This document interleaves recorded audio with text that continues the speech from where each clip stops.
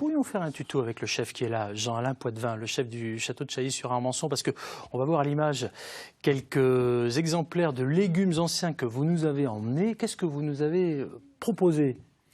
Alors, le traditionnel topinambour, parce que c'est un des plus courants, le panais, bien sûr, le tubercule de cerfeuil, tubercule de persil, mais aussi, et là c'est plus rare, la poire de terre, l'hélianthis et le tubercule de... J'ai perdu le fil. Mais c'est pas grave, on va le retrouver le fil. On voit le panier tranquillement. Vous savez quoi, le temps que vous retrouviez votre fil dans votre boîte à coudre, on va aller les chercher. On va regarder quelques images sur ces légumes, les légumes anciens qui contiennent des fibres, des vitamines et des minéraux. La preuve en couleur. Faudrait que je mange plus de légumes, mais en ce moment, il n'y a pas grand-chose. Essaye les légumes d'autrefois. C'est de saison et ça change. Longtemps oublié parce qu'il rappelait aux Français la nourriture des 2 guerres mondiales, quand les récoltes de pommes de terre étaient réquisitionnées, aujourd'hui les topinambours, panais, crônes et autres rutabagas sont super tendance. Ne vous fiez pas à leur aspect rustique et a priori pas facile à éplucher, ils réservent des saveurs et des textures originales. Comme ce sont souvent des légumes racines, ils sont plus résistants au gel et aux insectes. Une fois cueillis, ils se conservent longtemps sans dégradation de leurs propriétés nutritives. Une bonne nouvelle, car les légumes anciens sont bourrés de fibres, de vitamines et de sels minéraux. On peut les préparer en salade, émincer ou râper, le panais, le crône et le navet sont délicieux crus. Le topinambour et le rutabaga aussi, mais ils se digèrent mieux préalablement cuits. On peut les cuire à l'eau, à la vapeur, les poêler dans du beurre, les faire en gratin, en potage, en purée, mijoter en ragoût. Bref, tout est jouable. Ils accompagnent ainsi viandes et poissons et se marient particulièrement bien avec les pommes de terre, les courges, le potiron ou les champignons. À table. À table. En plus, on a un chef pour nous régaler ce matin.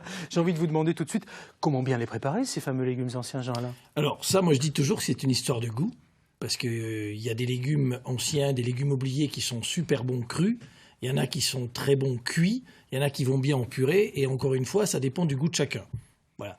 Je voulais parler de tubercule de capucine, qui est très fort cru, puisque ça ressemble un petit peu, on ressent des choses, agrumes, gingembre, où c'est quand même très, très rustique comme goût, et où il faut l'utiliser avec parcimonie dans une salade, et où on retrouve ce goût qui est atténué à la cuisson. Voilà. Donc il vaut mieux le faire, ça plutôt cuit. Est-ce que quelqu'un pratique les légumes anciens, Marie-Thérèse? Un petit peu le panais. Ouais. Voilà. Et puis. Topinambour peut-être? Pas trop, non. Non, plutôt panais, c'est tout. Frédéric? Nous, on prend tous nos légumes auprès d'un maraîcher bio qui nous fournit aussi pour nos escargots. Ouais. Et du coup, oui, on a été amené, quand on a commencé cette démarche-là il y a 2 ans, à redécouvrir certains légumes. Oui, c'est ça le mot, c'est redécouvrir certains légumes, franchement, parce que topinambour, racine de capucine, vous en parliez, moi je connaissais pas. Je connaissais pas la racine de capucine, c'est quoi ça? Alors, c'est vraiment, alors 2 choses, c'est dans la capucine, il y a la fleur, l'été, et là ce sont des petites graines. Et il y a le tubercule de capucine qui donne aussi une fleur, mais qui est comestible et qui se mange là maintenant à cette époque, à cette période de l'année. Donc ça a été un légume qui a été oublié, qui vient bien souvent d'Amérique latine, comme la pomme de terre, comme beaucoup de ces légumes-là, et qui fait partie de toute cette famille, topinambour, panais, etc., etc. Alors on pense aussi au rutabaga, on en a parlé dans les images, là, au cardon, au crône, enfin il y en a plein.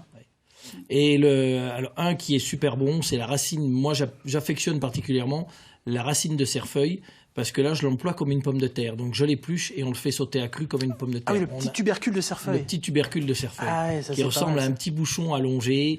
Et ça, épluché comme une pomme de terre, il y a un petit goût de châtaigne. Alors, c'est assez farineux, mais il faut que ce ne soit pas trop cuit. Voilà. Ouais, on voit aussi peut-être des tubercules de persil. Tubercules de persil qui ressemblent au panais. Ça peut être très gros, le tubercule de persil. Voilà. Ça, c'est pas mal, ça. Vous, l'astuce, je l'ai compris, c'est simple, c'est le produit qui parle. Parfait. Maintenant, on est sur les tables des fêtes de fin d'année. On peut se poser d'autres questions. J'ai envie de vous faire écouter Christelle. Vous allez me dire ce que vous en pensez, vous, le chef, au 0805 383 383. Bonjour Christelle. Faites-nous partager, après tout, votre recette de topinambour, s'il vous plaît. Bonjour, alors chez nous on utilise le topinambour pour remplacer les pommes de terre dans un plat de lentilles aux saucisses en sauce tomate du coup. Donc on en choisit un bio de préférence, on l'épluche, on le coupe en cubes et on le met à cuire environ 30 minutes dans la sauce tomate des lentilles. Ça remplace les pommes de terre, ça apporte un goût sucré et surprenant et ça a un léger goût de cœur d'artichaut, donc c'est très très bon pour un plat d'hiver. Eh ben moi j'ai envie de dire merci Christelle déjà pour ce bon plan du jour. Bravo à Paul, le fiston qui est resté extrêmement sage derrière. Et puis la décoration des sapins de Noël, c'était tip top. Bon, voilà, mais pour le topinambour, le chef il en pense quoi? Le topinambour, oui, non, mais elle a tout à fait raison. L'employer, le changer que forcément le mettre dans la purée ou dans le potage, parce que souvent on met dans le potage ou on le fait en purée. Et où la texture, c'est très farineux, ça rappelle effectivement la pomme de terre, elle l'a dit.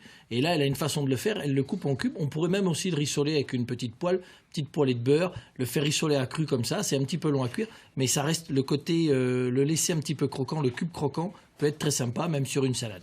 Dites-moi Jean-Alain, est-ce que franchement on peut congeler ce genre de légumes? Bien sûr.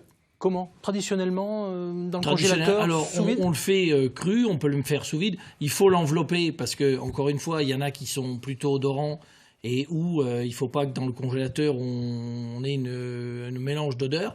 Mais dans une boîte fermée, ça va très bien. Ça peut être ou cru ou cuit.